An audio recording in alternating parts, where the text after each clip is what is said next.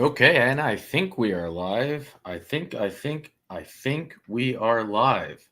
Hello, everyone. I am excited to do a live stream tonight, Thursday night, September 26th, 7:30 p.m. Eastern Standard Time. And I see the man, the main man, waiting in the waiting room. Let's add him to the stage. How's it Hello, going? How's it going? Hello, Mr. Gordon. I mean, Alex Rosen. How are you?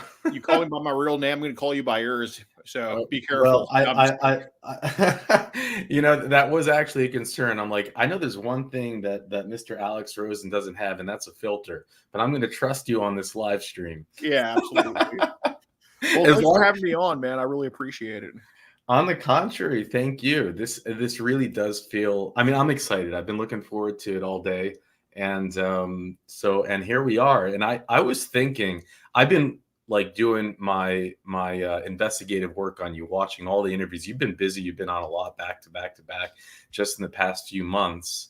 And I thought we might do something different if you agree, which is we can watch um, an actual operation Okay. where someone is caught, and then fast forward 3 years to their parole hearing, watch it, and we can just do commentary on it if that's Oh, something that you think would be cool. yeah, let's do it. Let's do it. All right. And then while we have, so there's, I don't know if you saw it. I happen to have played this catch. It's from Connecticut. It's from a small group. I tried finding them and reaching out to them, but they disappeared. They made like 3 catches, and then they fell off the face of the earth. But I played it on my channel a few months ago. The YouTube algorithm did its thing, so only like 5% of my subscribers saw it. So I think it's okay to watch it again. We can either watch the whole catch, which is like 20 minutes long, or we can just watch summaries of the catch. Well, is it police are like police involved in it? Because we don't want YouTube to go nuke the channel for not having police involved in the catch. Yeah, that is the scary. Police do show up at the end, and there is arrest made on screen. Yeah. All right. Yeah, let's what we should do is we should show the arrest first so YouTube like registers it as like police involved, and then we'll watch the catch. All right, that's cool. And yeah, well, that's what we can do. And you're probably gonna like cringe up because they're super amateurs. Like this is they've only done maybe 3 catches. They're Yeah, doing that's all the wrong things. So you're probably gonna be like, ah. So let's see as people walk in. I saw a lot of the Mandoo fam is are big fans of you. well, So yeah, we appreciate it, y'all. Truly. and I saw you just came back from a serious like string of catches. You've been gone for the past how long? Like Oh yeah, so we started this trip September 8th, and we just got home yesterday. We drove all night from Minnesota after getting 2 people that day, and yeah, we got arrests all the way as south as Florida, as north as Minnesota, all in the last 2.5 weeks. So it's been a crazy, but a lot of sick people are off the streets and more to come. So we appreciate everybody who made that possible. and I have a question because I've been watching your stuff and it seems that you consistently rent the smallest car available every time. Is that on purpose or No. So we actually drive now a Toyota Sienna, which is a decent size minivan. But I'm 6'4", 315, 320 pounds, and my camera guys are like fat little churro balls. So I mean, we all look pretty big in the car, even though it's a decently sized car. oh, is it a C? I thought it was in a smaller car. Well, I guess we used to have a CRV. okay. Yeah. So all right. So the minivan works though. That's a good. Oh, it's the best car ever. 30 mpg, with good leg room. You can't beat it, and it's Toyota too. So It will keep on going and going. So let's pull up. I'm gonna share my screen here, and we'll start with the police. I'm gonna take the professional's advice, and then so I'll start with the police, and then you want to go through from the beginning of the whole arrest. yeah. We should just like show the police first, so YouTube just registers it as like cops are involved, so they don't like nuke any of our channels. Okay. All right. Let's do that. I don't want to get nuked. Hey, thanks Alex for the 10 memberships. Nice. Yeah. All right. So, ready? Is everyone ready to rock and roll? Let's go. This is out of the state of Connecticut. So what we're going to do again is we're going to watch this really no-name team that did a catch. They had a YouTube channel. They did like 3 catches and then fell off the face of the earth. I reached out to like my local catcher family in the East Coast. No one knew who they were. They really did fall off. This was an early catch. There's going to be a lot of things that Alex and I'm sure a lot of you are going to pick out that they're doing wrong. We're not watching this for the idea that they're good catchers or anything like that. But the idea, though, they did catch someone. There was an arrest, and then we're going to watch the parole hearing of this man. So that's kind of like the whole thing, and we're going to talk about it as we go. Let's start with the police so we don't get nuked. Yeah. And Like then, yeah. And then I was going to say, we got to catch And them also, all. I think for me, so we're kind of taking this slow, so we're making sure we're doing it right. yeah, So we're trying to get this actually more exposed Yeah, because absolutely, absolutely. people are not doing enough about this kind of stuff. Take his phone. We're asking them to look at his truck. Kind of ask him, hey, is there anything in here that we need to know about? Good days, et cetera, et cetera. I think he has condoms. I'm not sure, but I'm right. So, Yeah, I asked him, I'm pretty sure, if he has condoms. So do you have that recorded too? I think so, yeah. I got to check again real quick. We sent him. We sent yeah. All right. So the cops said they're gonna read him his Miranda rights. They're gonna take his phone, and they said they believe they do have enough evidence to search his truck and check for other. Is that enough? We can jump to the beginning? Or? Yeah, it's probably fine. All right. And I'll just read. Edward gave a big $10. So thank you both for what you do, Alex. Your interview skills are A+. So good. And thank you, Casey, Kat, and Alex, both for 10 memberships. So let's jump into the beginning. Aware of what we do. Yep, he's here to meet a 15-year-old boy. Trust me, you don't want to listen to anything this man. So they're, Oh, they already called the cops. We told them off the rip we were 15. What up, guys? We on our way to our second catch, 19 minutes out. Dude, this one has been the nastiest, I think, he's of them nasty. all. Really Nasty. I'm gonna have a field day with him. Honestly, just texting him, like, Yeah, bro. It's just cringe. It's like the stuff he says and just. we're going to Oh man, here, pause it real quick. put it at the Yeah, bottom. yeah. So, I remember back in the day when we thought that a guy meeting a 15-year-old with graphic messages was the nastiest thing we've ever seen. Good old days when we were innocents ourselves. I know. Exactly. What is he? he is, it says on the app, he's 45 years old. So the guy that we're going to, he's actually at a truck stop. I guess he can't drive anymore. He's from Maine, so he's in a whole other state. Trying to meet up with this 15-year-old 15-year-old boy. He's about 42, 45. I forgot his age. Nasty. He's talked so dirty, said the nastiest shit. He's like one of the worst guys we've seen so far. Guys, keep an eye out on your kids. Make sure you watch their tablets and their phones. Make sure you know what they're doing, because there is people out here on video games, on these dating apps, social media. You never know who's in your kid's inbox. it doesn't matter what age. They call it all forms, all ages, All shapes and sizes. all shapes and sizes. So, you guys got to watch out.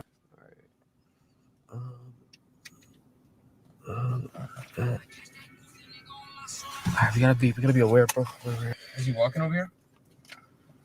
You told him I'm in a black car? Yeah.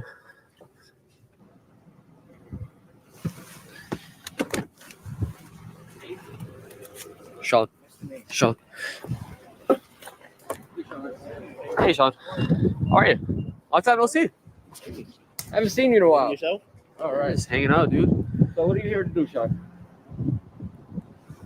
If you talk, we're not here to hurt you. We're not the police. We're not police. We're just talk to us, and we won't call the cops. I just want to know what goes through your head to want to meet a 15-year-old boy. Just gonna hang out. No, Just hang out.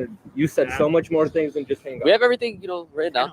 I have your picture. I have everything documented. We were not. Sean, why did you want to take the 15-year-old boy? All right, if you walk away, we're gonna call the cops. Why'd you want to And take you a 15-year-old boy on the road for 2 weeks? He's here to meet a 15-year-old boy, everybody. Wait.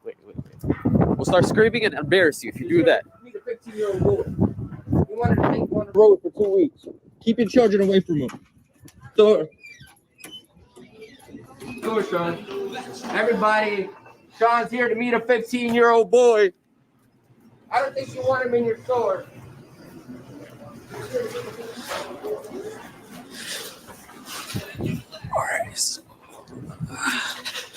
This is not harassment. It's not harassment. Gosh. Well, you want to call the cops and let's see what happens?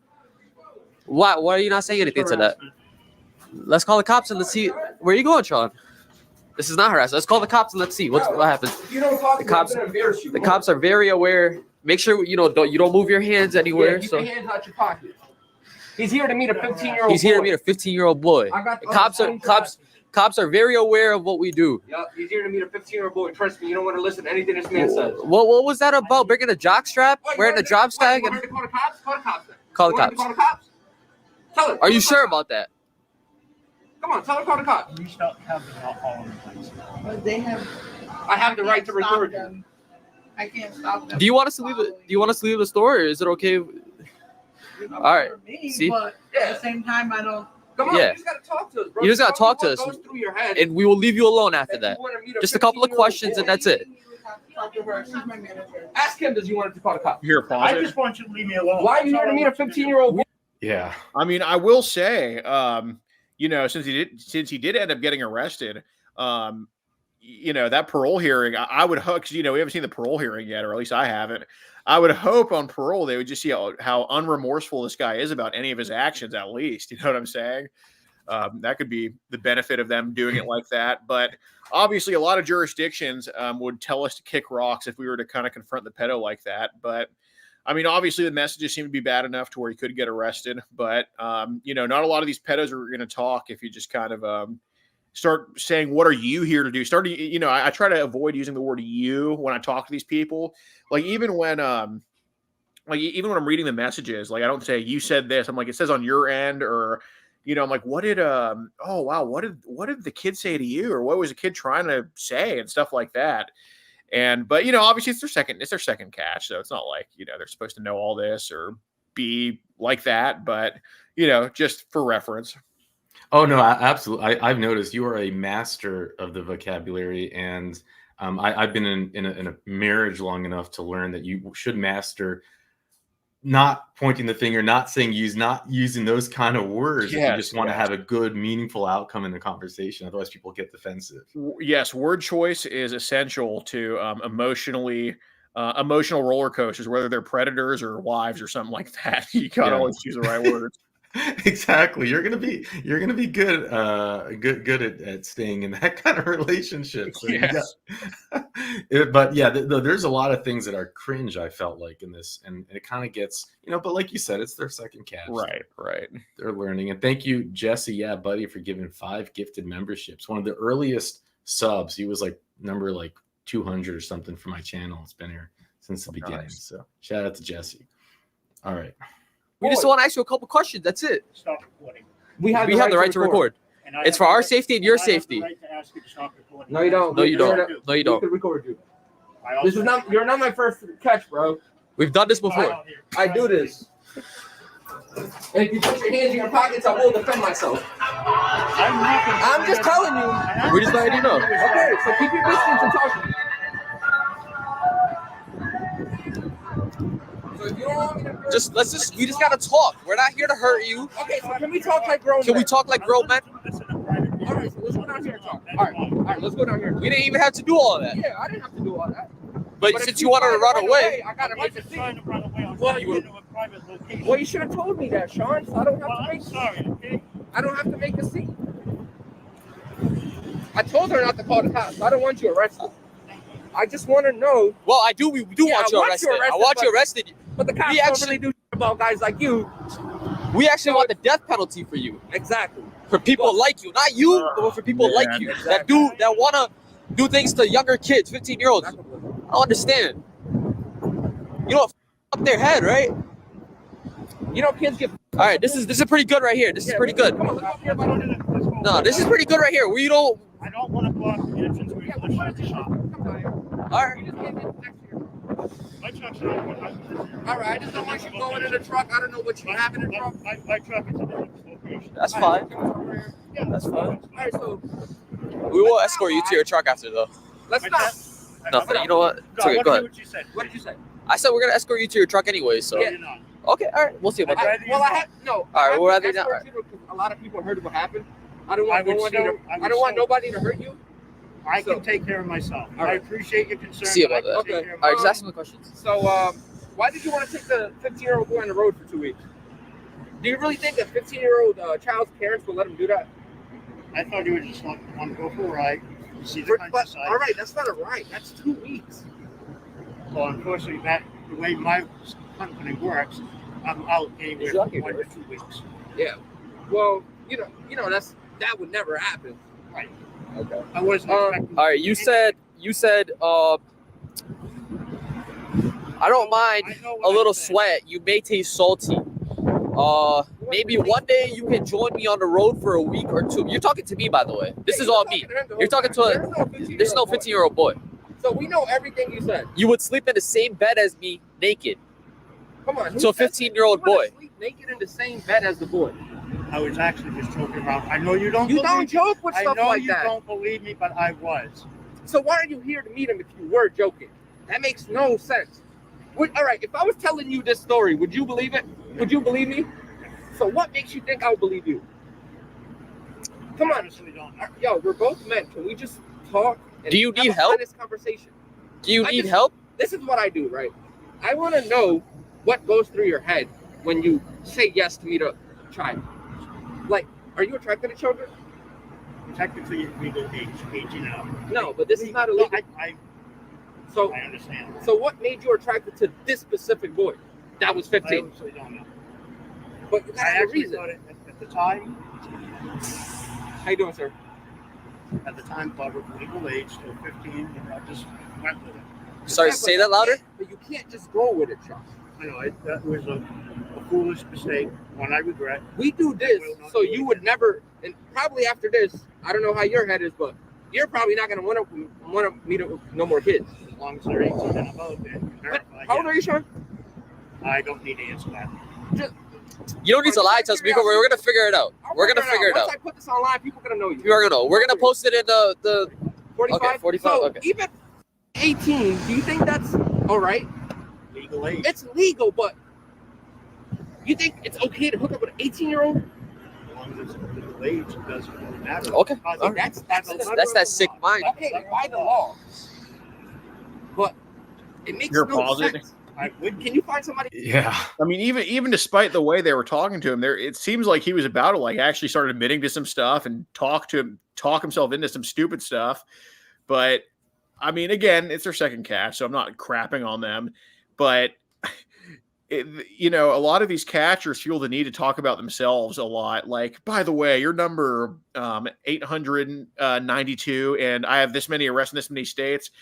Like, if you just go on a monologue about how good you are or about how good you think you are, the pedo isn't going to want to be on that list. So he's naturally just going to shut up.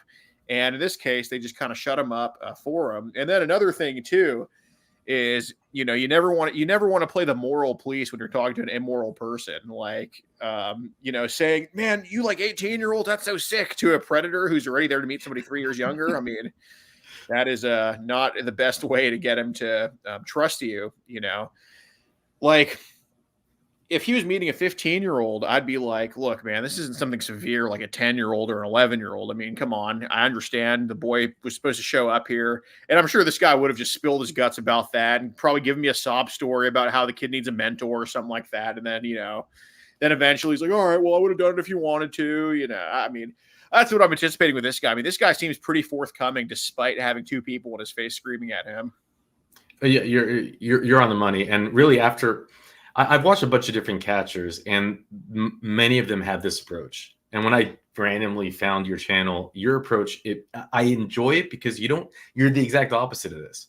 You're not mean, even. You're not intrusive.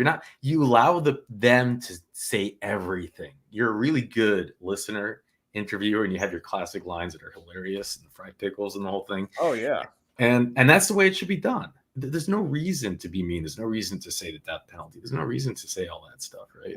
Right. Because, and the meanest thing to do to them is to shut up and let them talk, because that means that they're going to suffer probably the biggest penalty. And believe me, when the cops show up, and at that point my job's done, their phone's taken. I mean, that's when it's time to, make fun of them and shit on them and just be like, go F yourself. But yeah, right now, definitely is not the time.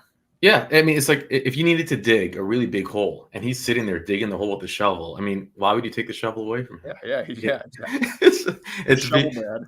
Yeah, exactly. It defeats the purpose. And for anyone jumping in, we're about halfway through this catch. When it's over, we are going to fast forward about 2 years and watch his parole hearing. So that's what we're doing. I can't wait. It's gonna be and you're gonna see. You said something earlier, like the parole hearing. They should see this to see how kind of clueless he is or what is.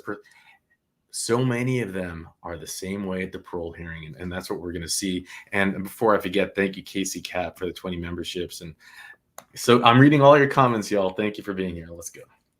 Your own age. Yeah. So why don't you go for people your own age? I'm going to, effective today. You're gonna start going for people Effective today? Okay. Has this catch kind of changed you a little bit? Yes. What has it changed? That I'm going to ensure that they are my age or in my Can you age speak a little louder? I just can't hear you. I'm going to make sure that they are of my age bracket. Yep. And that's it.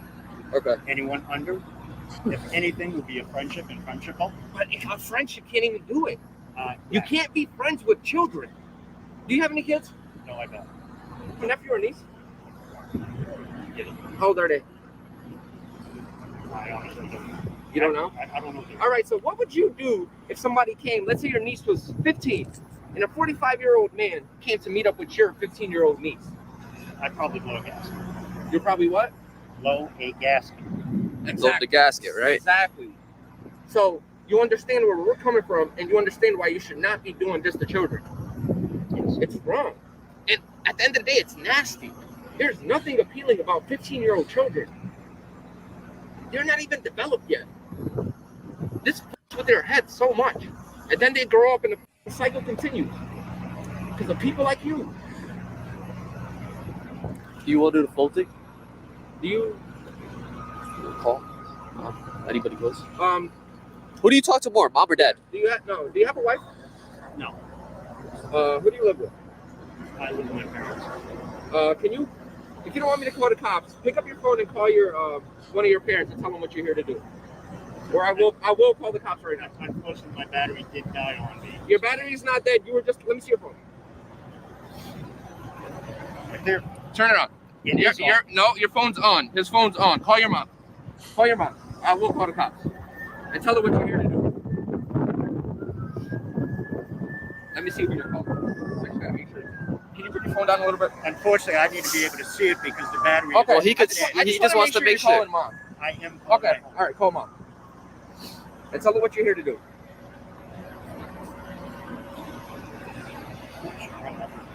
I was brain fart. Sorry about Come on. It don't take that long to find mom's nonsense. I can zoom in so I can see No, everything you're doing. And I on was Mother's dialing Day, the wrong why number would you want to myself. give your mom this kind of call on Mother's Day, man. Come on. Make sure you put it on speaker for us. I can't put it on speaker. You got to put it on I'll speaker. talk to her. All right. Well, hold on. You talk to her, then I'll talk. Hey, it's me. How are you? I know. Meet up with a young guy. that How old? drove around I don't think he's talking to Possibly, her. I have a feeling he's not talking to her. have sex. Yes. Okay. Not by the PD, but by. So they're. Oh, they already called the cops. I don't really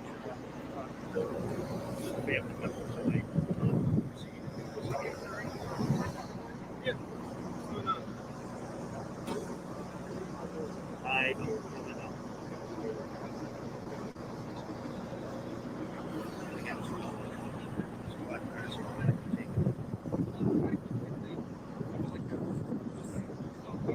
How you doing?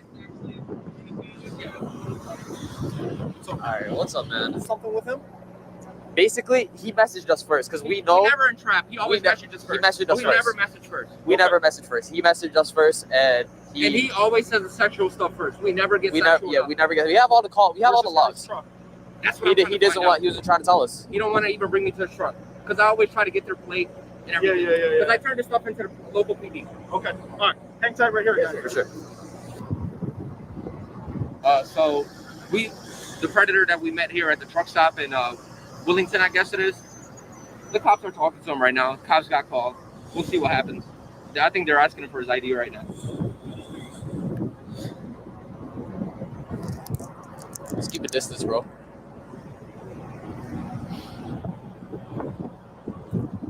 All right, so I think he just went to the car to run his name. Yeah. So figure it out. I'm going to keep your shit. Huh? You gotta keep the kid safe. Gotta keep the kids safe, dude. Yeah, man. He's here to meet a 15-year-old boy. Shame. We told him off the rip we were 15. This is where it starts without it not being able to show his messages. Because you gotta get the pro membership or whatever. I don't know, it's weird. But I have all those messages above. It won't show his messages, but I do have all those messages.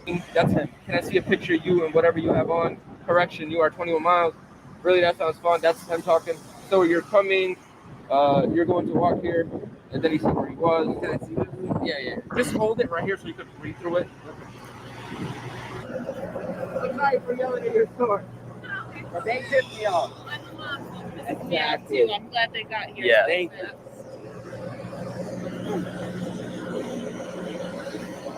I just want to come down and say thank you for getting here so fast. I wasn't entirely sure what to do, but I figured as long as you guys got here, there'd be no fighting or. Oh, we never touched them. Yeah, we never Yeah, touched no, that. I know. Yeah. I Yeah, but you never know what they would What do. they would do, Yeah. right?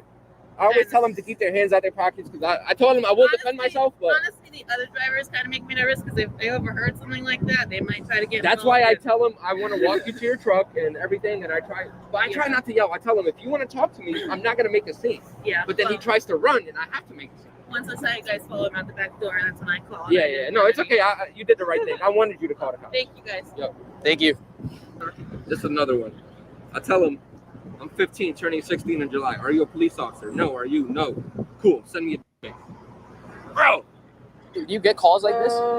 Once in a while we'll get something. But it should be more often because these guys are doing Everywhere. this every day. So what they're gonna do is they're gonna try to. I think they're taking his phone for evidence. They're taking his phone? Yeah, because you can actually see all the combos on his phone. I told him if he deletes it, that's obstructing evidence. Finding out how Obstructing two-way evidence. communication works for the first time. What's that? They're finding out how two-way communication works for the first time. Yeah, So, exactly. like, if the message on my phone, I think also be on his phone too. Yeah, be on his phone too. Yeah, it's a little cringe to watch, right? Like it's okay. Their hearts are obviously the right place. I think. right. Yeah, and they and we could just skip ahead. I think the catch is done if you want. Yeah. Move to- we got the drift of it, and you have the truck noise in the background and the whole thing. So yeah, do you have anything you want to say before we jump to the parole hearing, or? Well, I mean, I'm glad this guy ended up getting prosecuted, and something tells me that like I'm just getting a feeling that they're probably going to let him out on parole for and no good reason. But I'm prepared to be disappointed. But unfortunately, you do showcase a lot of that, which is important to know how bad our legal system is in this country. So I'm ready for it, though. Yeah, it is wild, and something that we've seen is that so much of it, like, I mean, you see it, and it depends on the state, depends where in the state, depends on, right, and you can get an arrest. Some DAs care, some don't. But then there's the whole other process that so many of us just don't see until now, which is, okay, well, once the judge hands down a sentence and they go to prison, what happens then? And so often, many of these sentences are just gimmicks. Oh, yeah. They are. So when you hear someone gets in Utah, they hand out life sentences like candy. Really, anything is a life sentence, but parole eligibility after a year. God, it's this guy that we caught, Trevor Sullivan. We caught him last year in September 2023. And he was actually, he was in Texas, and he was advertising online that he was selling child porn. And he was about 4 hours away from us. So obviously, as private citizens, we can't just buy it from him. So we just offered, in person, we'll meet him up and buy it from him, buy it in cash from him. So I had him on the hidden camera. This channel, it's on the NVCAP YouTube channel, NVCAP. I had him on the hidden camera, basically saying, I have this and I'll sell it to you for $30. And then I just told him, hey man, this is what's going on. He ended up getting a 12-year sentence, which for a first offense isn't the worst for something like that, but parole eligibility after 1 year, which is fucking bullshit. There you have it. There you have it. And we cover 5 states, Utah, Louisiana, Connecticut, Illinois, Vermont, and 6 states, and Iowa. The most lenient state is one that most won't guess, and that's Iowa. Yeah, when you told me that, I was definitely like, no way. Yes, it is the most lenient. It's a joke. People on average serve, I think it's like 20% of their sentences, and they pretty much, if you have a pulse, can get released. So it's shocking, and I think you can really feel the heartbeat of a state and how they view crime, not by what the news tells you, but I think a good hack is to see what the parole boards do. It's interesting. I find it to be fascinating. And Illinois actually is one of the tougher states, which again is counterintuitive. Definitely. Yeah. So we're about to watch the Connecticut parole hearing of this man who was caught. And let's keep in mind everything. He took programs. I think it's 2 years later. It might be 3 years later. Sir Richard, if you're in the chat, you can write the answer. I'll pin it. And thank you again, Kat, for another 20 memberships. One of the bigger supporters of the channel. Yeah. It means a lot. So without further ado, right, let's jump in. Oh my God. Over the weekend, police say a group that aims to catch on the internet posed as a 15-year-old boy on a dating app.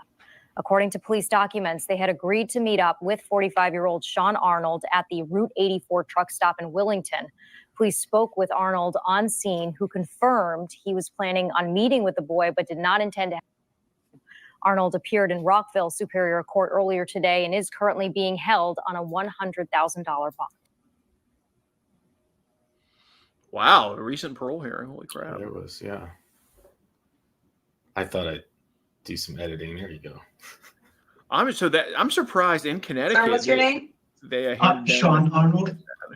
That they do what? I'm surprised in Connecticut they handed down a multi-year sentence from like a civilian sting operation that quick, because we had a guy that kind of a similar thing. He didn't end up meeting up, but the messages were there, and he only got like sex offender and probation. So I'm glad they kind of relatively threw the book at him at least. I'm surprised as well, and I think it really comes down to, and I think you can get a sense of it from the parole hearing, what he probably did in the interrogation room, having no attorney and just being an open book. Right. But I'm totally surprised too. I mean, we see cases where the acts are actually done for a 10-year period and there's probation offered. So I was surprised too. I think what happens in the streets on states can also be different than again, it's confusing, but how these things are done. But I agree. Okay, give me 1 second, please. Yep.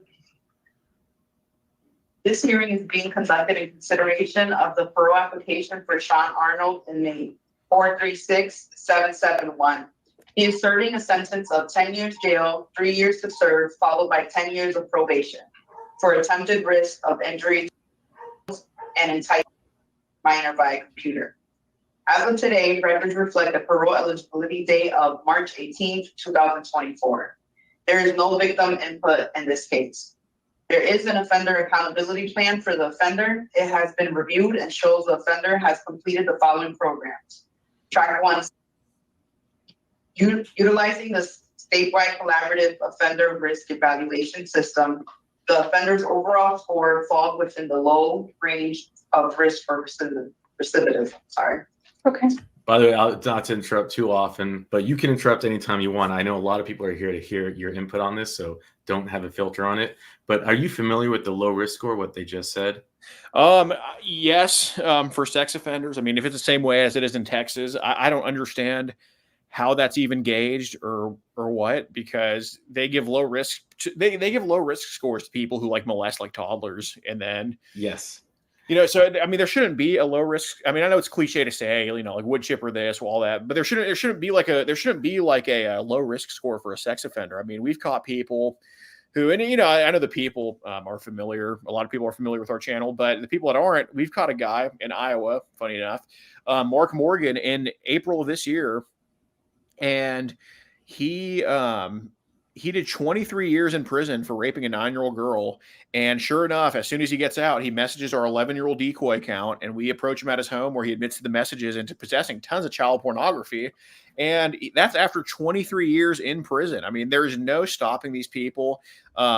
You know, the only way to stop them is by them ceasing to exist. I mean, even prison is just like a temporary barrier to just stop them. But, you know, I call them like Energizer bunnies, because as soon as that's removed, they're just going to keep going and going and going.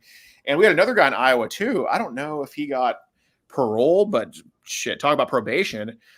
He went to jail for 6 months for molesting his, I think, toddler daughter or son or something like that. And then he gets caught in a sting operation in 2021. Gabriel Usher is his name. Then we caught him in our sting operation in June of this year. And yeah, he had child porn again and got caught by us trying to meet a 12-year-old kid for sex. So, I mean, I would assume he was probably low risk according to the state, because he got barely any time in prison for molesting his own toddler. So, yeah, I mean, I would say whatever, if you're looking at sex offenders and you see like their offender risk, just completely throw that line out of the window. I mean, it's all high risk. Yeah, I mean, but you know, we're not PhDs, we're not in government, we're just sheeple, so we don't know that yet, right? We don't understand. Of course. And you got to understand, the people sitting in a university classroom and who study are a lot more well versed than people who are actually talking to these people out in the field. Right. Please listen to that. Like Ray Gun is a better breakdancer than most breakdancers because PhD thing. Oh, of course. Don't trust this. Trust the science and the studies, guys. Yeah, every time. Obviously, but we can, if you have time at the end of this parole hearing, we can look it over. It's a statewide collaborative form, meaning all 50 states use this 10-point questionnaire that was developed in the year 2000, before even the smartphone existed. It's a 10-point questionnaire that you fill out, and that creates your risk score, and it will. It's crazy because that's how they have a lower score. That's the system that all 50 states in the U.S. use, and it's nuts. Wow, I didn't even know that. Yeah, it's insane. It's insane, and that's how you can do something to your own toddler and have a lower score. It's that dumb. So, but yeah, let's what do we know? Utilizing the static 99R, the offender's overall score for such recidivism falls within the. I forgot to say thank you to Nancy Drew for 20 memberships. Thank you, Nancy. The low moderate range. Mr. Arnold, this is your opportunity to express to the board why you believe you should be granted parole. You may begin. I've made a brief statement. Yeah. Everyone says that they want to go home. I actually need to go home. I lost my father this past day after Christmas. He was 82 years of age. This leaves my only surviving parent, my mom, who is 81.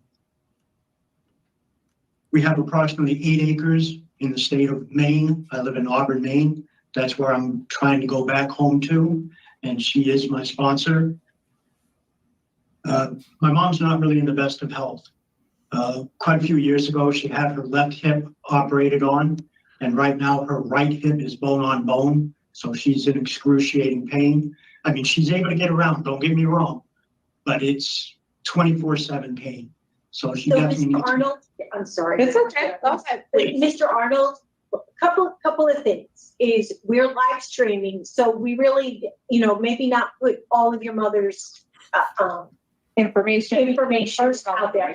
Also, we read all where you came from and the loss of your father, and we, our condolences.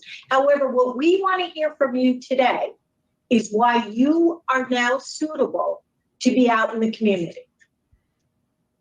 Not why you want parole. Right, because we want you to want parole. You should want to go home. But why are you suitable for parole today? Okay, I misunderstood what was asked. I apologize on that. No problem. Well, Give that some thought. Well, like I said, I did the program that was on the OAP. I learned a lot from it. That no matter where I'm at in the offending, there's always the ability to put the brakes on and go back. That there is no stage except when you're actually doing the offense, that you haven't gone too far, that there's always the ability to, hey, wait a minute, this isn't right. I need to reevaluate and get out of the spot and get myself back where I need to be. Also, I learned that growing up, we really didn't express our feelings. We held everything in, and that's what I learned. And that's not healthy for me. I need to express myself, get my feelings out. So I definitely do plan on seeking mental health, either through, there's a website, I forget now what it's called. It's okay. But I've heard it through the different podcasts that I listen to. BetterHelp, that was the one. I do plan on doing that, seeking help through that. The only medications I take are for my high blood pressure. Mr. Arnold, again, we're live streaming, and we would like to protect your privacy and the privacy of your loved ones. So how about we ask you some questions, okay? Because we reviewed your file extensively, so there's really no reason for us to go over your whole history and all that stuff. We have specific questions related to your offense, okay? Okay. Best of luck to you, sir. Ms. Palmer. Thank you, Madam Chair. So, Mr. Arnold, as the chair said, we've reviewed your file extensively. So, as I said earlier, we did read about the loss of your father, and that your mother does have a large piece of property in Maine, and it would certainly be beneficial for you to be there to assist with that. What I am interested in is I want to clear up a couple of things first of all. So, in the offense, you in one place say that you didn't know that the victim was years old, and I know that you never went through and it was a sting operation. But let's clear it up. You knew the victim was or was going to be after a faction, yes. Okay. So at some point during that conversation, it was clear to you that you would be meeting with a Correct. Okay. And your intention was to have a relationship with that mother, a physical relationship. Yes. Okay.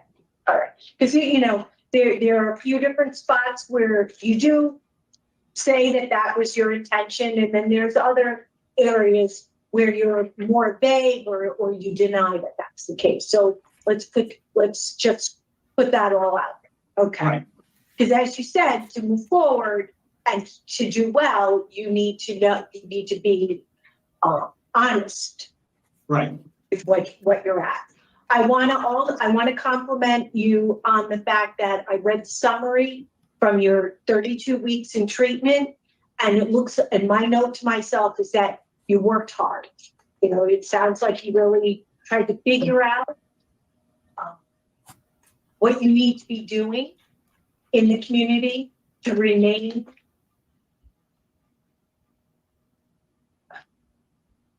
to not reaffect. Correct. The right words. So when I read the evaluation from the long-term program that you did, I guess my first question is, what did you think about that program? It was definitely well written, well administered.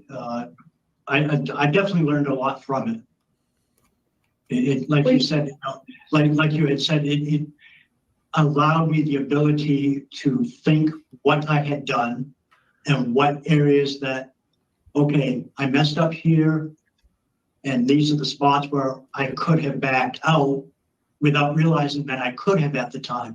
I went in with the thought, well, I'm offending. It is what it is. That I could not back out at any part of it. And in reality, I was able to back out, no harm, no foul type deal. So that has given me a tool. Like I said, being able to express how I'm feeling, what emotions am I going through at any particular part of my day, to get that out versus keeping that bottled in, that's a resource. Family's a resource, friends a resource. Wait, pause it. Better help, mental. Basically, he's just trying to say, if I just had somebody to vent to, I wouldn't have done this. If I just knew that I didn't have to talk to him, I wouldn't have done this.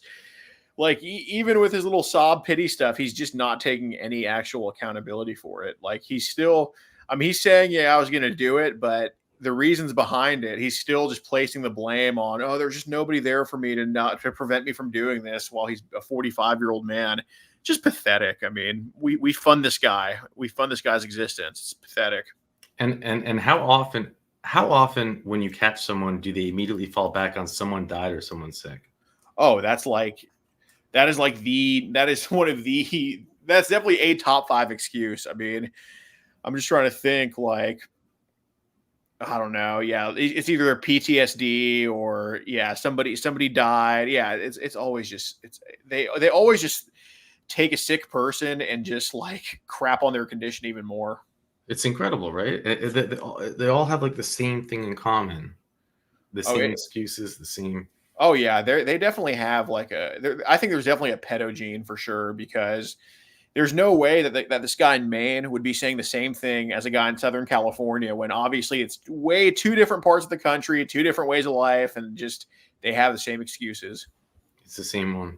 And he had nothing but time to think about what he was going to do and what he was going to say at this parole hearing.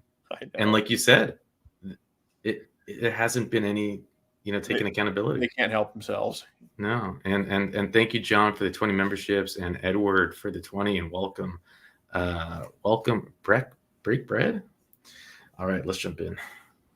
Mental health, is a resource to actually activate versus to keep myself bottled in, which is what I have been doing, all my life. Basically, is whatever has been bothering me, I've kept it in. I've not expressed it or gotten it out.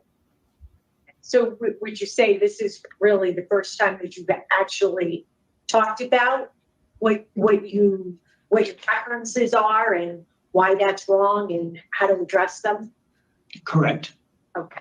So you talked about in group, one of the things that you do towards the end of group was you put together a relapse prevention plan. And you talk about understanding protective factors. What does that mean? What did you identify? Oh, God, it's been so long. Well, I would think, I know it may have been, I don't forget. So you finished the program in January.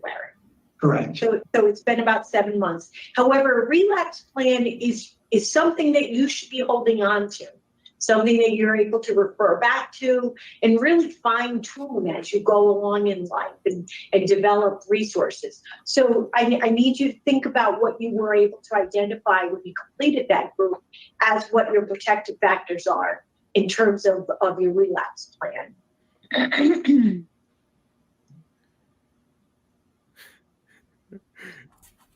He didn't comprehend. Do you understand what your protective factors are? He's just like I'm some country bumpkin from Maine. I have no idea what the fuck you said. Of course, she kept all that material. She never handed it back. Hey, can you believe it? This is his final exam. I know. He's so genuine. To the best of my ability for recollection, for me, it would be to stay away from like certain areas, like public restrooms, number one. Public restrooms. Okay, I might go to a restaurant or something like that and have to use the facilities. So, to go in, do what I need to do, and to get out as quickly as possible, especially if there is a minor there, or even comes in while I'm doing what I have to do. That's basically one that, again, I could be way off the mark, but to the best of my knowledge and understanding, that would be one of them. So, do you want to say anything? Because that's just. That's a massive Freudian slip. Like, if I was in his position, which absolutely would never be, I would say, I'm just not going to go onto dating apps anymore. I might just go to the bar to find a partner if I'm in the mood, or I might just go to the bar. Like, I would say something positive, like, or, I would say something in like the positive rather than like, instead of saying I'm not going to do this, I would say, well, I'm just going to do this instead. Like, I would say, yeah, I'm going to go to it. And obviously, like, I don't think Well, I take it back. I mean, you know, I'm sure in the gay bar there's somebody for everybody, but you know, going to if I was him, I would just say, yeah, I'm going to go to the bar. But the first thing that comes to his mind is I should probably not go to public bathrooms, as if that's been on his mind. Isn't like that's a problem for me. Holy shit! I know you said a Freudian slip. It's like you can't stay out of the bath. What are you talking about? Yeah, it's like, well, as part of my plan, I definitely should not go into elementary schools for sure. Why would you just say that? It's so ridiculous. And this is his final exam. And keep in mind, while in prison, he took a program, like he was studying. He had passed it. Now he's here, and they ask him a very simple question, like you said. Yeah, and it's I'm not going to breathe air or drink water. Like, okay. Thanks, Edward, for the 10, paying $10 to keep them out of bathrooms. And this is why we should all be afraid. If you have kids, don't allow them to go into a public bathroom alone. Oh yeah. Think about it in terms of what are high risk situations for you in the community. Maybe we start there. Maybe that's better. Well, basically everything I do revolves around people, so I wouldn't have any specific areas that would be problematic for me. Mainly internet, where access to underage individuals being in chat rooms. Right. That would be one of my factors right there. So basically staying away from chat rooms would be something that would be beneficial for me, at least for a while anyway, 6 months, a year, or whatever it might be.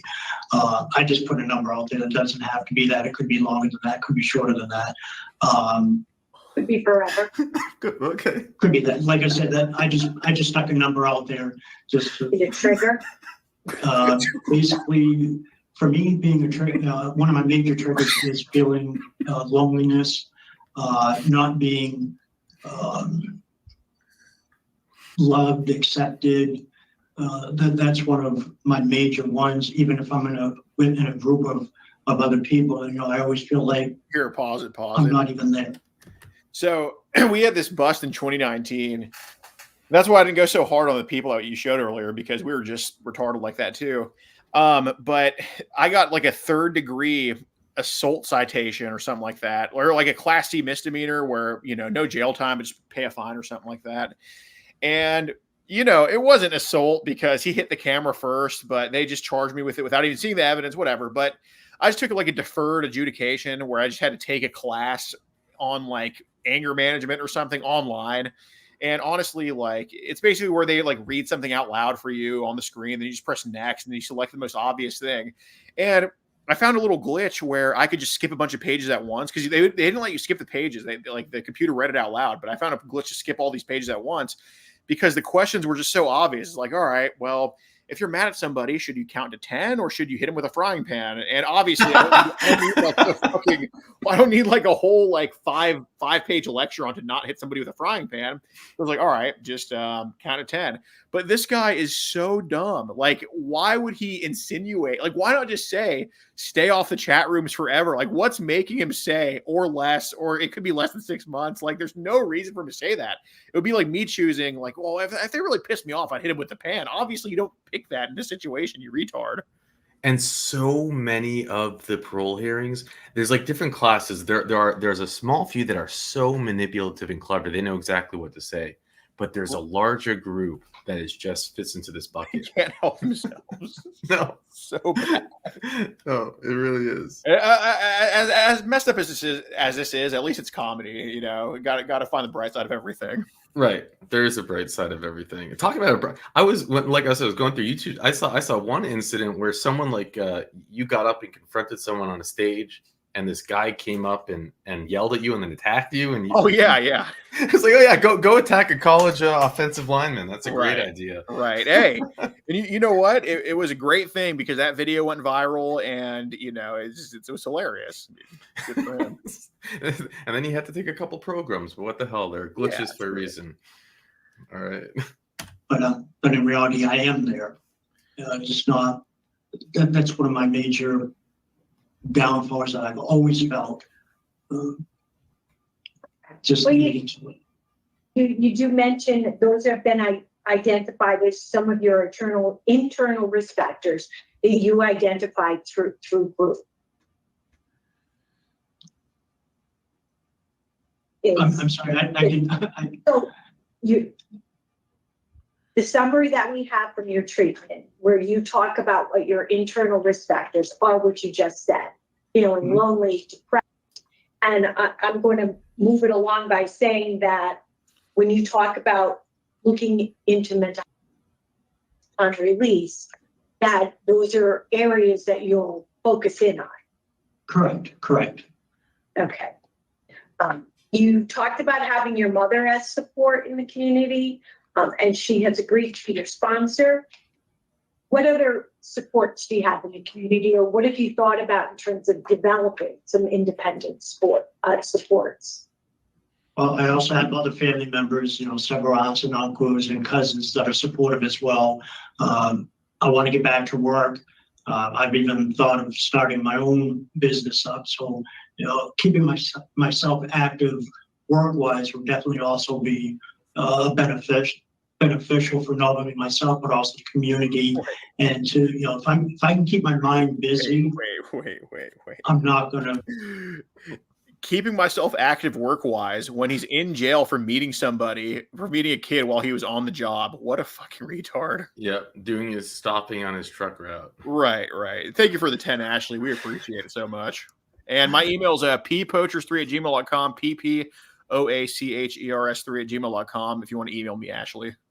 Yeah, anything else you wanna about your Oh no, that was just she had like a No, I saw, but now's a good time to plug everything else also. Oh yeah, well, guys, for those who don't know who we are, I'm not PP Southeast Texas. My lookalike runs that channel, who talks the exact same way as I do, and is the same exact build and everything. Wink, wink, because we may or may not have been in trouble with YouTube before, so I'm just not going to say it's my channel, but that's where we post these that's where my lookalike posts these catch videos on, PP Southeast Texas. So the people I was mentioning earlier, like Mark Morgan and Gabriel Usher, those two people are both posted on PP Southeast Texas. If you just type in PP Southeast Texas, Evanston, Iowa, or PP Southeast Texas, Dubuque, Iowa, you can see those two catches where these were two sex offenders who the system gave a pass to, and they just went to go offend again, and we caught him and put him back in jail. So check it out, PP Southeast Texas. Yeah, it's your twin brother or something. Yeah. No, he's really awesome. Yeah, he's a good guy, and also the locals thing, right? You got that. Yeah, I mean, he's so nice that I even came in his place to go be on the stream you invited him to. So nice. That is a nice guy. Thank you, Kat, again for another 20 memberships. Kat's on fire. Go off the path.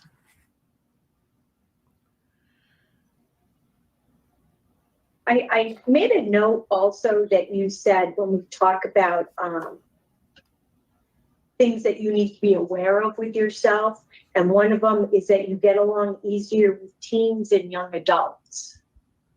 How do you plan to address that in the community? Always make sure that I'm not one-on-one or isolated with a teen or a young adult. If I find myself that I'm going to be in that type of a situation, just remove myself from the equation in however way I need to do so. You were unable to take the Voices program, which is a good co-program for offender treatment. And the Voices program would have talked about victims and the victimization of individuals in these types of cases and the ripple effect. What do you think the harm is to the community and for these types of offenses? Without taking the program, my take on it would be that they would feel like they did something wrong, that they're not worthy of a person. They would have a hard time establishing healthy relationships down the road. As far as the community, there'd be someone that would be, someone in my position would be preying on the younger generation, which may or may not be accurate. depending on the individual. With myself, I want to prove the community wrong, that I am not a predator, that I just want to coexist with the community, be of a value to the community as an individual, and even be like an entrepreneur type deal, starting a business to have people come in and work. Right. Well, we're going to circle back because you're getting off course a little bit here. When we talk about victims, it's like you said, you were part of a sting operation, but had you been able to follow through, the harm to the victim in these types of cases is catastrophic. You talk about feelings of loneliness and depression. Those are some of those feelings of the victim, and trust. And it becomes, and you were part of a sting operation for a community that is fearful. It creates fear in the community also. All right, so you want to release to go to your mother, to live with your mother in Maine. And it looks like you would not go back to your prior employment of driving a truck. Correct. Do you see that as a high risk? Being over the road, yes. And your way of managing that is how? But talk to me about you. I know you have all this property up in Maine, but what would you do to support yourself? Well, currently I work as a flagger directing traffic through road construction. Granted, it's during construction season. As far as the off season, I'm not exactly sure that I would have to work on. I'll never look at flaggers the same after seeing this parole hearing. I know, what a bunch of faggots, man. Unbelievable. But I do plan on, at least researching how to start my own business, to do pretty much the same thing that I'm currently doing now as a flagger / security enforcement officer. So that would be, establishing more jobs for the community to help support myself. And like I said, working as a flagger right now, that would be supporting myself.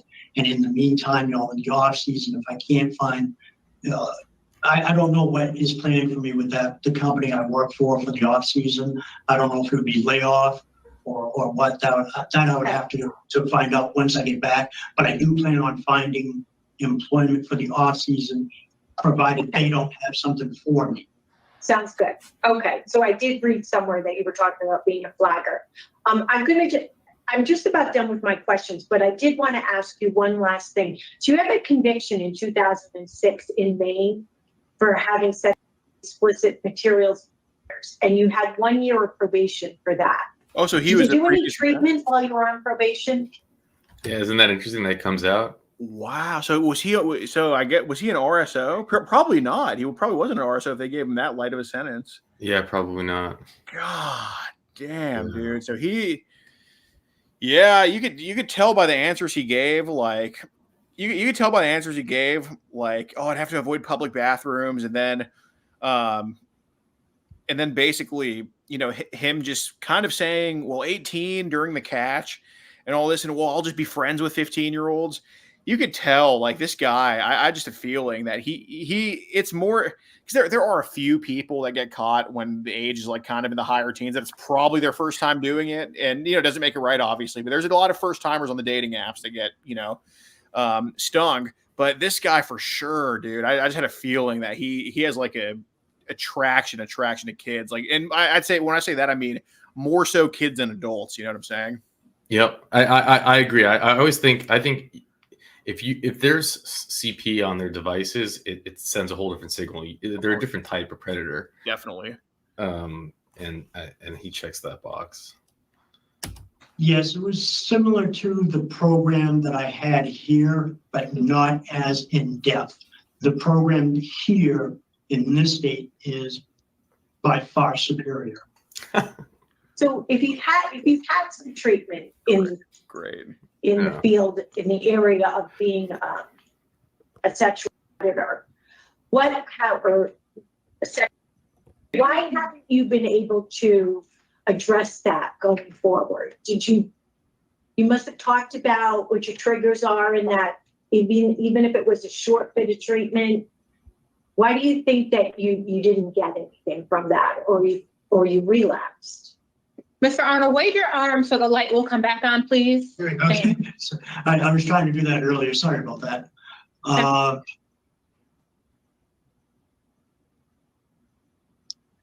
To get back to the question there, I think I just forgot, the different steps that I could have taken. It was a bad judgment. Granted, I regret doing what I did wholeheartedly. Yeah. Okay. Good. Yeah. How long was that program that you did? Was it the length of your probation period? I honestly don't remember. If it wasn't the full amount of my probation, it was pretty close to. Was it group or individual? It was group. And whether or not you get parole today or not, you will be required to participate in treatment. And in Connecticut, you're on the registry for 10 years, second registry. I'm going to assume that there's probably something along the same lines required for the state of Maine, if that's where you are allowed to return to. Okay. All right, Mr. Arnold, thank you. Thank you, Madam Chair. Thank you, Ms. Palmieri. So, Mr. Arnold, what does your mother know about your offense? She knows pretty much everything. No, your phone's on. His phone's on. Call your mom. Call your mom. And tell her what you're doing. Oh, great. Tell me pretty much everything. Nice like touch, what? Nice touch. That I was at trying to meet up with a 50-year-old to have sexual. Okay. So explain to me why, when you were in group, you found it difficult to share, and that you like sought out the teacher to speak to them after or before class started. I've always had a hard time expressing myself in a group setting. I've always found it easier and more comfortable for a one-on-one situation. I will say, even though his charges are kind of laid out for the world to see, I'm sure, and obviously we're streaming his parole thing. I'm not going to say rarely, I don't know, but there are absolutely instances where the parents do not know the full extent of what happened because they refuse to look at what the state puts out. They're, of course, going to listen to their own kid.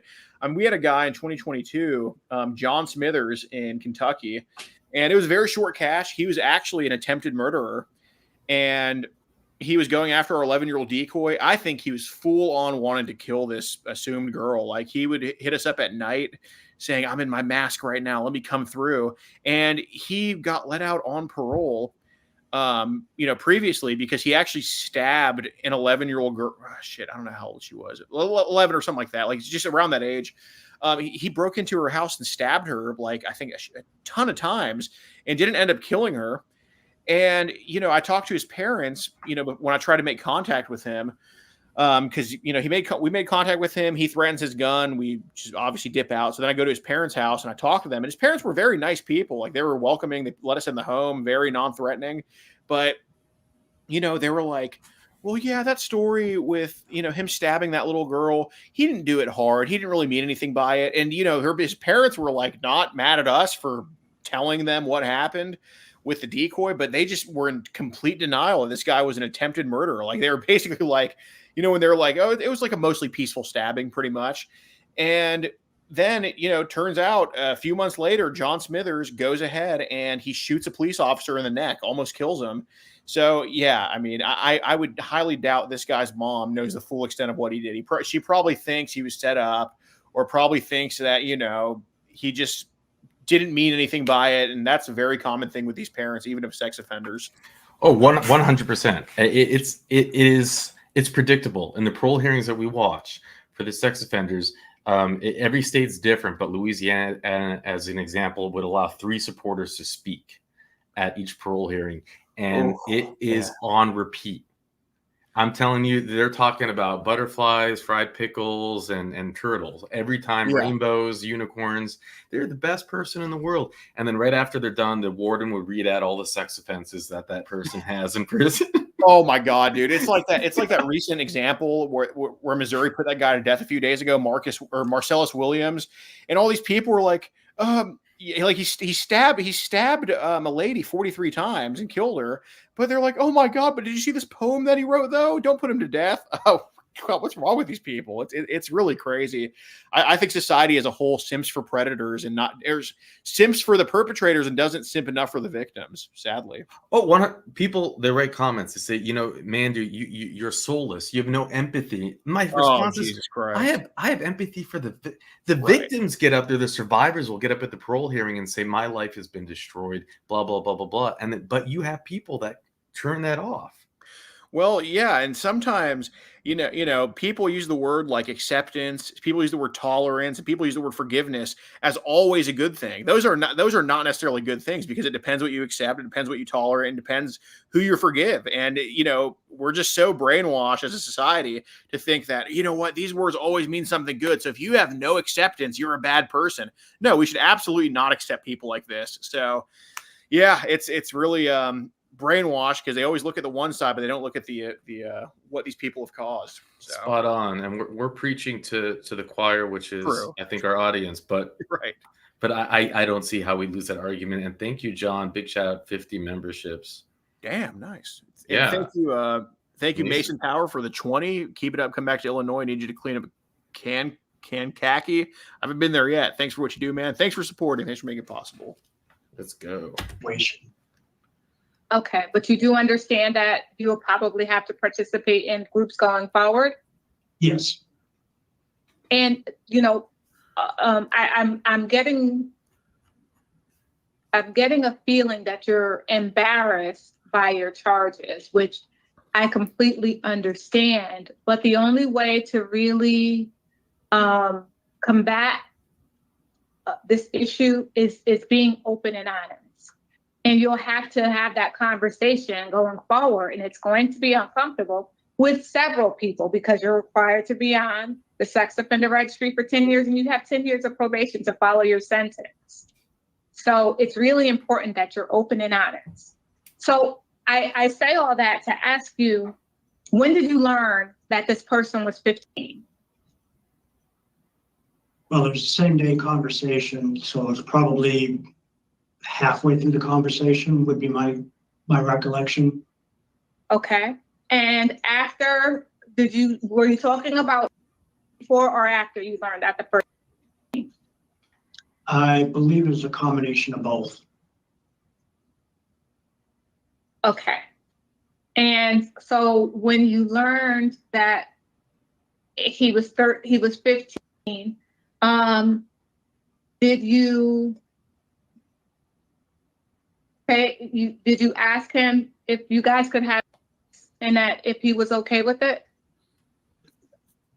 I believe so. Like I said, I really don't remember the exact. Well, I tell him, I'm 15, turning 16 in July. Are you a police officer? No. Are you? No. Cool. Send me a thing. Bro. I'm sure you do remember because I pulled up your article. Well, there's several articles on the internet, and the second the person text you and said, hello, handsome. And you replied, I don't know what the conversation was, but then the next sentence was, I'm 15. And you still went on to have, ask for sex. And the issue is, Mr. Arnold, that just like I could type your name in the computer and pull up your information, everyone will be able to do the same thing. And you have to try to, again, this is a practice of open and honest discussion.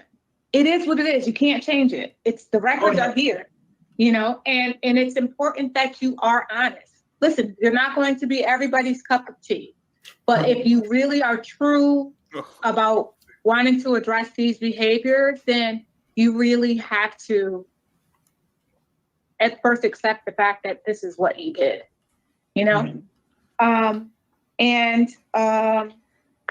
You made a statement when you were talking with my colleague about you could back out of something, like when you were in the middle of this whole thing, that you could have, you thought you couldn't back out, that you were so versed in it, I guess, immersed in it, I guess, that you couldn't back out.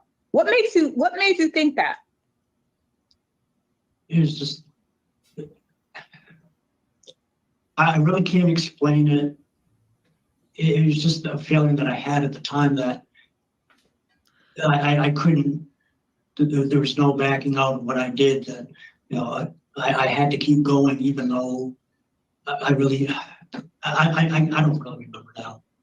Well, I would say that it's something that you wanted. You knew that you could have backed out. The minute that he said he was 15, you could have said, yeah, you're not supposed to be in here, and delete. Could have said that, but that's not what you did. And you know the difference between right and wrong, you know, and you knew that what you were doing was wrong because you had already been convicted for something similar in another state. And yet you were so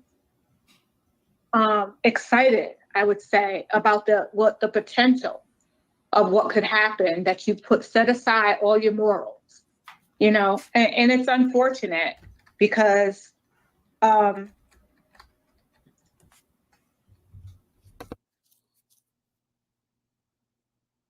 the only thing I can think about is, what if it would have been a child? And what if a child had shown up there? You know, you wouldn't have played Monopoly. You wouldn't have, even though that's what you say, you would play games. And that's difficult for me to move past. All right, Ms. Turner. I only have one question for Mr. Arnold.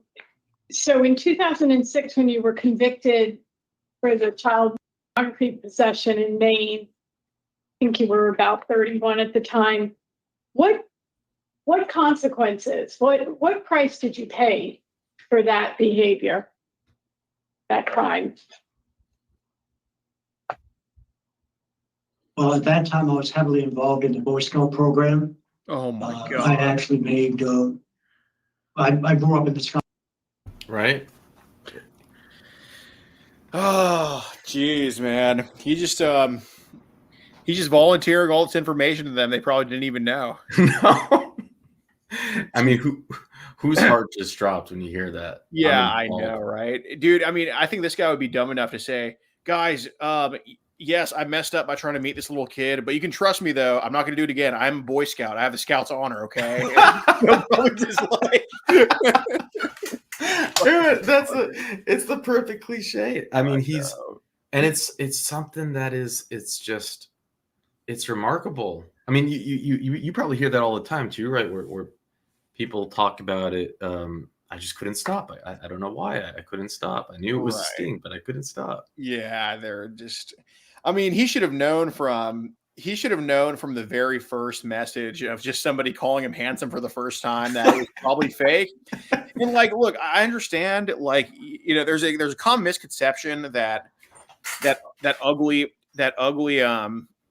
men or ugly predators won't meet a kid off the internet and actually do anything to them, which that's totally untrue, because a lot of these people you see getting caught, you know, running off with these minors are ugly as shit. Like, the minors get manipulated into just kind of following along. But I will say it is probably a super, super, super rare occurrence that a minor would reach out to this guy first and say, "Hey, handsome." I mean, there's no way that's actually happening. What an idiot. That should have been a red flag, and it could be these guys weren't catching many fish in general, but yeah, they're probably scrolling and they're like, I'm gonna do some stereotyping here. Yeah, it's incredible. There's probably we're not going to go through the whole stream because I do commentary at the end. There's probably 10 minutes left when we get to the end of the parole hearing. Kat, thank you for the memberships.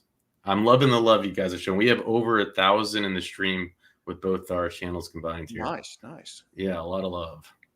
Scouting program, so I had to leave that, and that was a major blow for me because I learned so much in the BSA, that now that I could not give back to the program that the program had given to me, I had to leave that. So that was a major blow for me. And that was one of the major ones that I had to give up. The other one was not having a computer at the home, at least while I was on probation anyway.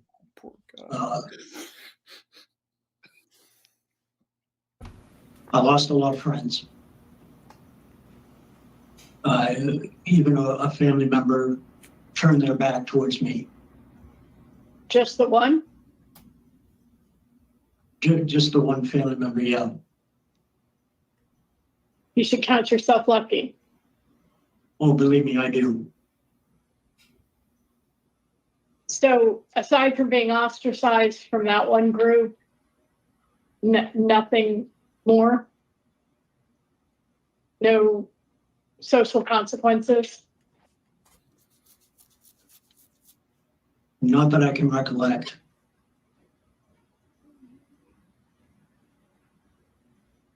Thank you. Thank you, Madam Chair. Thank you. Mr. Arnold, give us a few minutes to talk about your case. We'll give you our decision, okay?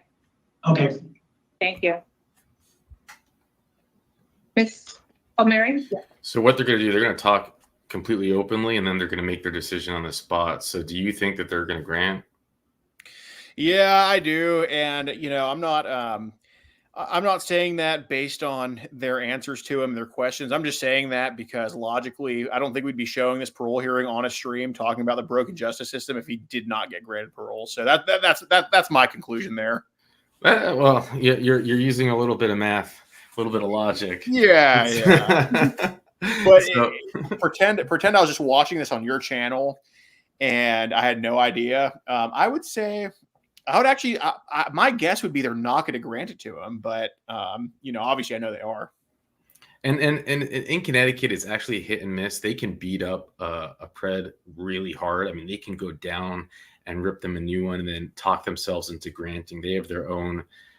None of it really makes sense. So, oh God, yeah, I can never get because this feels so random. I often don't know the answer. Yeah. But all of you watching, I would say put a 1 if you think they're going to grant. Put a 2 if you think no. So, Mr. Arnold, he admits what he did, takes responsibility, I guess. He's done the long-term sex offender treatment program. I think the summary of the treatment presents him in a much better view than Mr. Arnold was able to do for himself, to tell you the truth. But I do get from reading the summary that he did a lot of work on himself and identified a lot of his triggers in his wrist are. He has support in the community for his mother.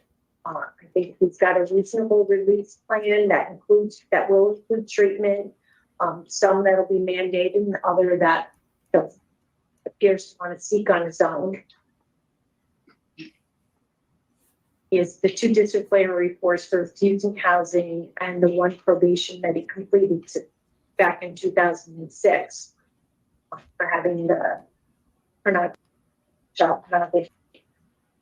At this point, I would be willing to grant Mr. Arnold parole. It's about 13 months till he starts that 10-year period of probation. Thank you, Ms. Palmieri. Ms. Turner?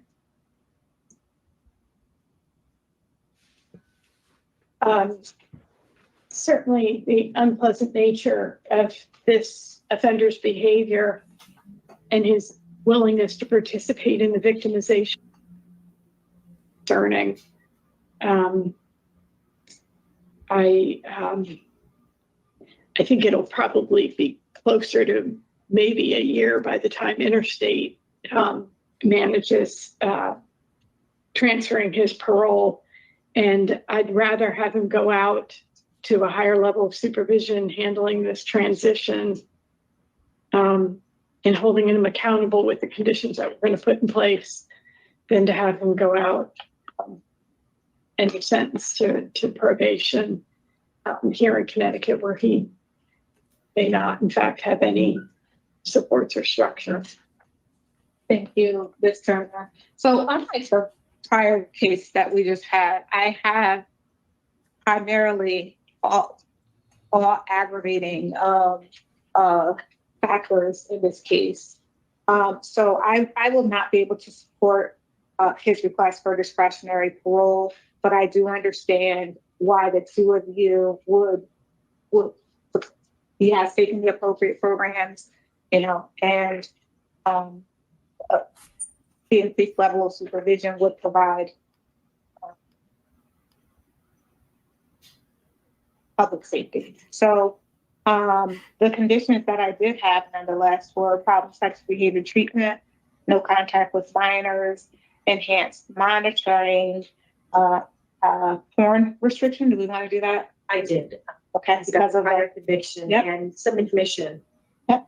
And the halfway house because he wants to go to Maine. Anything else? I think mental health evaluation and treatment. I know he's one, and I know he's supposed to get it on his own, but it seems to me that it would be beneficial. Okay. Is there anything else? No.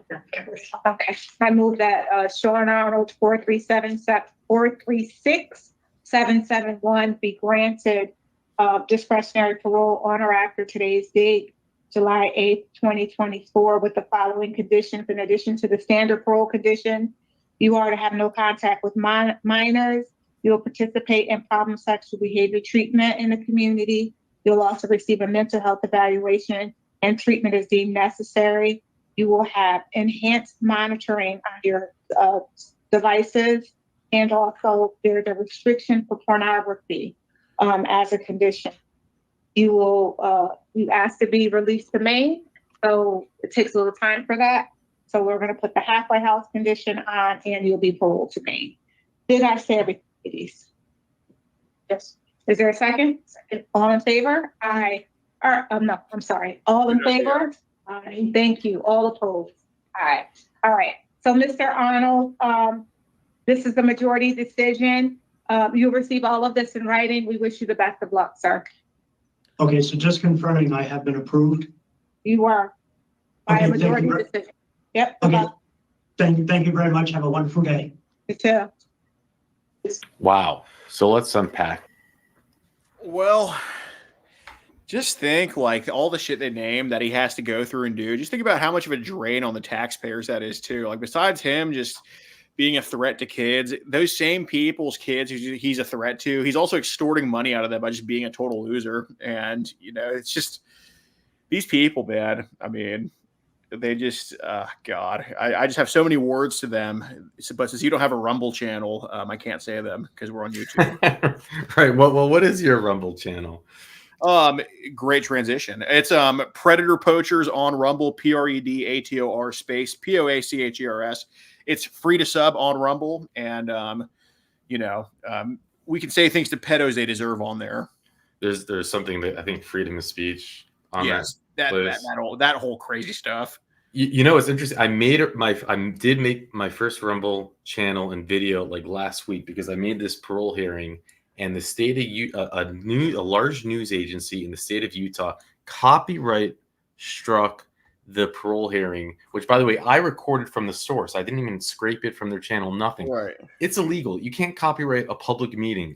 Damn. Yeah, the state of Louisiana copy struck me something like 73 times when I first started. Holy shit. Yeah. So is this like not your this is not like you've been through a few channels, I guess, or you're looking like guys. This is my second channel. I have the primary channel. Right. I opened up this one as a backup when I was struck 73 times. I could not believe it, but we won all 73. Oh, wow. Okay. Over the state of Louisiana. When we won, it was from the Attorney General. I'm like, what is he doing personally striking a YouTube account? Yeah. What is that? Yeah, the same state that's like, yeah, we're going to chemically castrate these sex offenders is also the one that doesn't want them to be exposed. Funny how that works. Well, there was a parole hearing that was very controversial. I picked it up. A news agency picked it up from me, and there's a lot of they were not happy. Yeah, there's a lot of weird stuff going on. But since then, I don't know if it's to their credit or to whatnot. But anyways, I didn't have the stomach to fight with Utah on this one, so I said, you know what, I'm not going to upload it. I'll just put it on Rumble. Yeah. But I haven't actually told anyone about it and started using it yet. Yeah. Well, yeah, link me your Rumble channel. Definitely plug it on locals or something like that so people can go sub. Yeah, I'll have to. Yeah, I should take you up on that. And so what did you? Well, we have Sir Richard here. You should get a list of Alex catch. So Sir Richard's the man behind the scene. I've never met him or heard his voice, but he does like all of my research. Let me show you this. You see my my screen? Oh, actually, here, let me add it to the. This is the spreadsheets that Sir Richard. How do I? Oh, these are the spreadsheets that Sir Richard, who's the group who puts them all together. So, like, here's an example. Just these rows. These are all people who are caught in sting operations. Wow. Yeah, and then there's all the notes on it, and this is just one tab. So each tab, like Connecticut, these are all parole hearings just for Q1. This is like Iowa, Illinois. So he's my Utah. Every line is a parole hearing. Oh and my God. Yeah. So like we could in theory, if there's nothing wrong with it, keep tabs on all of your catches. Yeah, I'd say golly, we kind of have a guy who's similar who because we do so many of these catches. Like, I mean, I just found out about a conviction today that we're going to post on locals here soon. But one of our guys we caught in 2023 got sentenced to 8 years in prison pretty recently for the child porn we caught him with. And, we have a guy, Adam, in Ohio. He does the same, similar thing for us. I wouldn't say he has a spreadsheet, but he finds people that I totally forgot about. So big shout out to him. Adam and Richard need to have a nerd off for sure to see who's the bigger geek. But they're both very awesome, and I'm sure we appreciate them both. But where's it going with that? Yeah, I would say a lot of our catches. I mean, we're still pretty new to catching pedos. It's only been 5 years, so I would say a lot of our catches probably aren't even up for parole yet. Because if we've only started racking up arrests like in late 2021, 2022, I mean, there's probably a few, but.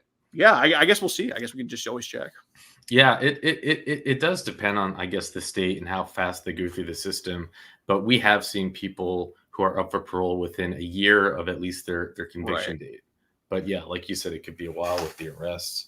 I don't know how much time you have left. If you wanted to look at the Static 99, just chat or call it a night. I'll leave that to you. I do want to see the questionnaire, but I do got to go soon. But I do want to see the questionnaire before we do. It's gonna blow your mind because I don't know what one thing all 50 states can agree on, but this is something that all 50 states in the United States agree on. It's a collaborative system that, believe it or not, was created 7 years before the iPhone was and is still being used today to classify offenders as low, medium, or high risk. Let's go. This, we're just sheeple. What do we know? Yep. But let's go pull it up. Where are we? Here we go. So it's a 10-point questionnaire. It's one page. And then at the conclusion of it, it creates your risk. Now, the lowest score you can have is a -3. Mm-hmm. If you have a 1, you're a low. So now let's just go through the questionnaire by any one of your catches with question 1 down to 10, and you'll see how crazy this is. Let's see. Let's take trying to think. I don't know, chat. Let's let the chat vote on this. Who do y'all think we should do for a questionnaire? Yeah, that's a good one. And if you pick someone who's above the age of 60, by the way, they start off with -3 points because the whole world knows that if you are 60 years old, you are not a risk of offending. Right. Exactly. That's clearly the point. And thank you, Edward, for the 20. Really appreciate you. The dude you caught 3 times, David Morris. Let's do David Morris. David For those who don't know, we caught David Morris 3 times. So in 3 times in 3 different states, mind you. So we first caught him. He lives in Waukegan, Illinois, and he traveled to Lake County, Indiana, kind of right on that border of Illinois and Indiana. He met up with our 11-year-old decoy to go have sex with her. He brought a bag of like pizza, toys. His phone had pizza too on it, but a different kind, and tons of child porn on his phone. He gets arrested but let go that 2 days later. I don't think they ever formally pressed charges on him, which is ridiculous because he had child porn on him. But regardless, he gets sent home. His phone gets confiscated. He gets a new one. He messages our same decoy account. And and mind you, he also admitted to real life victims too. He messages our same decoy account, and we're like, all right. He didn't get charged in Lake County. So we said we moved to a place that we know would charge. So we moved to University City, Missouri in St. Louis County. And he took the train 5 hours down to St. Louis, meets our decoy, admits to child porn again. He gets child porn on his new phone. He does get arrested for child pornography. And he bails out, but he's on an ankle monitor in Waukegan at home, like under like supervised pretrial release. And then he gets on Facebook again, messages another one of our decoys, and then invites her over to the house. Right. He's like he can't go on the street, so he's like at the edge of his lawn saying, "No, you have to come here, you have to come here." And then we get him again, and he admits to wanting to have sex again with the decoy. And I'm not sure if he's been charged with that yet. I think only St. Louis County has done anything about him, but he's currently working on a plea deal. So let's do and he was God dang, how old was he? I think 60. Yeah, it's just he was 60 years old, if not more. I think more than 60, but something in the 60s. So he's smart. He realized he has an ankle monitor, so he can't go anywhere. But hey, he can invite right. Three catches. I think I saw it. I have to have seen him. It's just crazy. Three in 3 months too, in 3 different states. If you can imagine how many victims he has. Oh yeah. So we can, I'll take a pen and keep track, and all of y'all in the chat, if you can make sure we're doing this right too. So if he's older than 60, he's starting off -3 points. That's a great place to be. Right. He's looking strong. He scored the early touchdown, setting the tone early, Exactly. He has to gain 5 points to not be a low risk score, is what it is. Right. He's in really good shape. I mean, the Vegas odds have him at a 90% chance to get a low score, so bet on it. That's what it is. So question 2, can you believe it? This is actually what they ask. Have you ever lived with a lover for at least 2 years? Well, I mean, from him and his sister's relationship, I would say yes, but no, he actually has. So he gets a 0 added to it. He gets a 0, and many of them are married. They're married even to gain access to their victims. Oh, yeah. So he has. So has he? Is it like a wife or a girlfriend? He's divorced. He was divorced. So there definitely has a 0. Now, any non-sexual violent convictions? Index non-sexual violent. No, he had no criminal record. Criminal record. So he's up to question 3, and he's -3 points still. What's index non-sexual violence? Any convictions required? I actually don't know what the index stands for. Anyone in the chat knows? Well, I mean, either way, he had no criminal record, so it's still 0. And you'll see that there's so much redundancy in that. It's like as if they needed to come up with 10 questions and just with redundancy. So watch. 4, prior non-sexual violent convictions. No. So then 5, prior sex offenses. None. Charges, none. Convictions, none. So the charges, and look at how they do it: 1 to 2, 3 to 5, and 6+ charges. So if he had 1 to 2 previous charges, he'd have 1 point. So he'd be, but had he had charges? You know what? Since we did catch him, I guess yes. So we would add a 1 for him. So he's at -2 right now. So he's at -2. Yeah. So -2, and we're now at question 6. Prior sentencing dates, excluding the index. Again, I'm not obviously sure through the last. So index, someone just wrote index. Sometimes it is first or original. I'm not sure. Either way. Okay, so he is 0 or 3 or less, or 4 or more. I mean, yeah, it'd have to be 3 or less. 3 or less. What a dumb! Isn't that even just ridiculous? 3 or less. Yeah. Any convictions for non-contact sex offenses? Oh my God, no. And again, it's redundant. Any unrelated victims? I mean, are they just saying? Yeah, I mean, I guess they mean legally. So legally, he had no victims, but obviously he confessed to it. But there's no way of knowing who they were. Right. So, and look how they even picked that as a question, unrelated. So if it was related, it wouldn't fall in the bucket of even this questionnaire. It's retarded. Why are they saying unrelated? I don't know. Any stranger victims? No, I mean he had he technically got arrested for CP only, so no. And then look at this, because this makes no sense, right? The final question: any male victims? Yeah, Why? I don't. Why? Well, you know what the case could be with that? Maybe because if that was made in 2000, you got to think maybe they were thinking about like Dahmer and Gacy and all that stuff as like super violent ones. So maybe that's why they thought it that way. But still, that makes no sense. Right. Yeah, this was done in 2000. The iPhone has yet to be invented. The Apple phone, I think, is in 2006. It's like 6 years away. And they still use the same questionnaire. All 50 states use it. And yeah, there's no mention of CP because they didn't even know what that was really. Right. This is it. So your person who you caught 3 times, who was a clear criminal, would actually have scored a -2. -2. It's nuts. Like it's nuts. Like there's no. It's nuts that there's no like age ranges on there. Like because some people are on the registry for something for they're like a freshman in college and it's like a sophomore in high school. I'm not saying that's all right, but it's obviously different than, someone diddling their own infant kid. So, I mean, I don't know how that's not taken into consideration either. Like, it's very, very odd. And all 50 states use this. And look at this. We know this data is not true. If you score a -3, they are saying that your chance to recidivate after 5 years is 0.72%. That doesn't. Oh my God.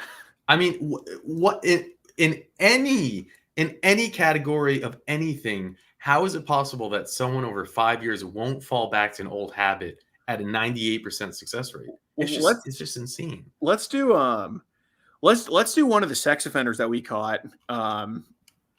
Let's do Mark Morgan in Iowa, who is 71 years old. So he started with a -3. So -3. And Sir Richard just commented. He said this is updated in 2012. Richard, is this form updated as of 2012? Is that what you're saying? Because how could they still not have any computers? All right, so he starts at -3. Question 2. Yeah, he had a wife. Yep, he had a wife, so he's at 0. Index non-sexual violence. But is this prior to? Is this so when they asked is this prior to getting caught, or is this like? This is after they're caught and they're being assessed for their eligibility to be released. So they're assessing their risk score. So there would be a conviction then, right? So, all right, that's a good point. Yeah. I mean, I would say, well, no. I mean, it would have to be prior than the one, because obviously there is a conviction if they're taking this thing. So yeah, I think it would be a prior one. Right. It has to be talking about prior. Otherwise, no and no. No and no. Well, actually, I guess when we caught him, yeah, he did. Yeah, I guess he did have a prior. So it would be. So he's at -1 right now with the 2 priors. Okay, -1. He had 2 prior convictions. Well, yeah, index and prior. So yeah, it would be -1 because he had. Okay. And then 1 conviction, so he'd be at 0 right now. So he's at 0.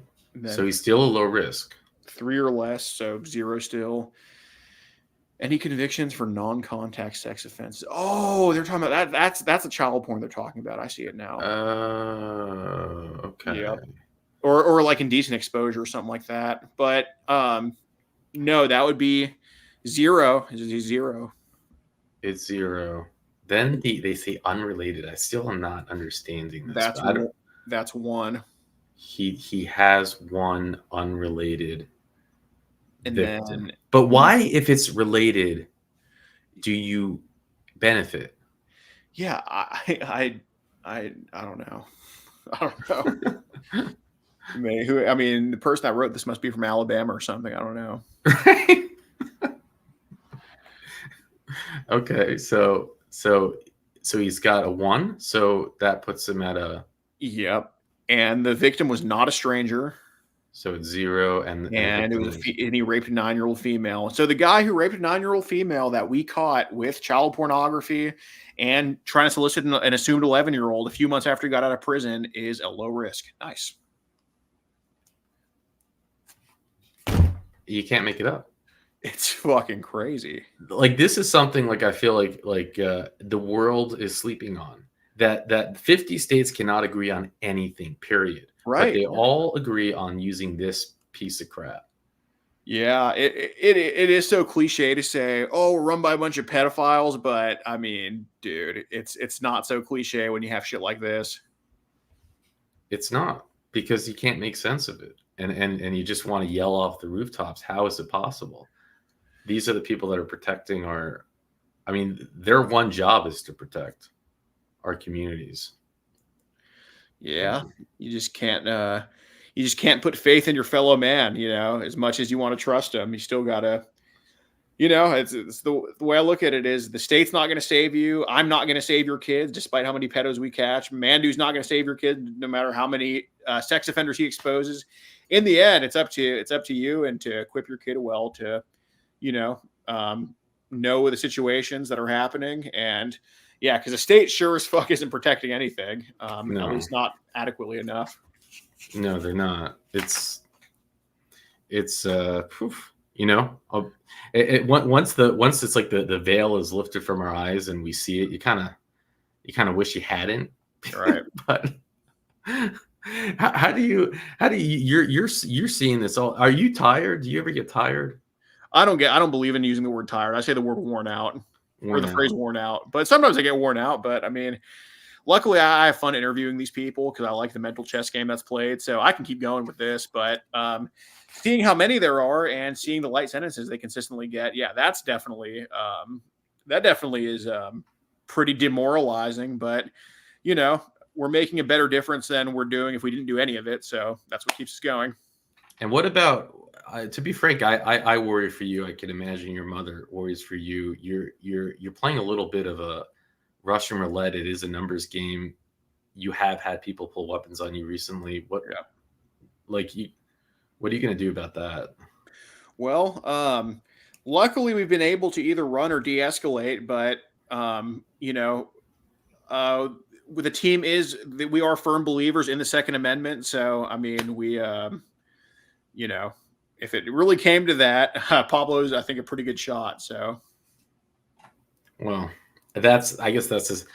But God, that's gonna be a lot of drama. Yeah, I'm glad it hasn't come to that, and I hope it never does. Truly. Yeah. Well, I hope so too. I do. I think so much of us here love you and are rooting for you. And I couldn't believe when I first saw how old you were. I was just blown away. You're an old soul, and you're doing God's work, sir. Trying to, but yeah. I appreciate you making this happen for us. And, people that are following on my lookalike, the PP Southeast Texas channel that he so graciously let me stream on, make sure you follow Mandoo's channel. This one, well, just type in Mandoo Parole and then his channels will pop up. Sub to both of them. Takes 2 seconds to do it, obviously free, and it helps him continue to do what he does. And, he's exposing predators and he's exposing the issues that we have. Now, don't just think that, oh, well, Alex and Mandoo are just doing what needs to be done. Because, yeah, sure, we're playing a part in it, but it takes each and every single one of us to play a part, to make shit happen. So, pay attention to who's running for district attorney. Fuck federal politics, fuck Trump, fuck Harris, fuck them both. But pay attention to who's running in your local elections because that shit matters, okay? Vote for the correct one and get involved too. Nothing's stopping you from going to city council, nothing stopping you from knocking on doors and all that stuff. So don't just sideline sit and hope that we do the job because I guarantee you we're not going to be doing enough. It takes all of us. So that's what I'll say. I think that's great to sign off with that. Words of wisdom. And yes. Thank you, sir. And just as long as you never offer me fried pickles, that's my nightmare. I never want to hear those words come out of your mouth to me. Well, I'll put you on the spot here. Are you going to come on a catch when we're in your area of the country? Well, I'm also a Second Amendment guy. As long as I can do that, maybe I'll invest in a bulletproof vest. I might do that. Yeah, I'll take you up on it. You have a permit in your communist state, don't you? Oh yeah, I got a few permits. Nice. Yeah. All right. Yeah. Well, I appreciate it, guys. If you guys want to follow us, just follow the channel PP Southeast Texas on YouTube. I guarantee you're going to like what's on there. I can't say who runs the channel, but PP Southeast Texas on YouTube. Go check it out, guys. A lot of pedos getting caught there. Thank you, and over and out. Peace.